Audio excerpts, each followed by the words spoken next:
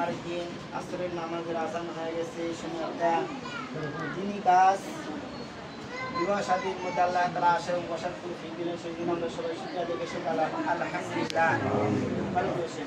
দুরূদ ও সালাম দিয়ে হযরত মুহাম্মদ রাসূলুল্লাহ সাল্লাল্লাহু আলাইহি ওয়াসাল্লামের প্রতি সাল্লাল্লাহু আলাইহি ওয়াসাল্লাম।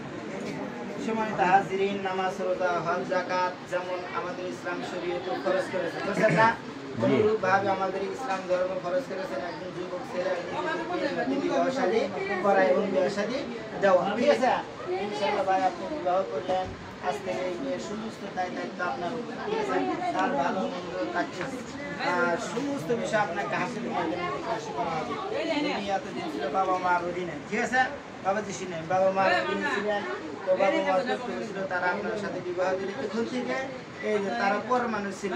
এখন থেকে শরীর কি করলো, আপনার বাবা মা যেমন অনুরূপভাবে আপনার শ্বশুর শাশুড়ি আপনার একই চোখে দেখতে হবে, মানে কি আইন একই, শরীয়তের বিধান একই, তারাও আপনার বাবা মা।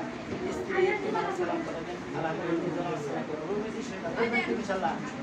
কাবিন হইলো 1,30,000 10,000 টাকা পরিশোধ দেখানো হইলো, উসুল করা হইলো, আর 1,20,000 টাকা আপনাকে খরচ করতে হবে। এরা কি করতে হবে? খরচ আদায় করতে এরা পরিশোধ করতে হবে। ইনশাল্লাহ করবে তো ইনশাল্লাহ।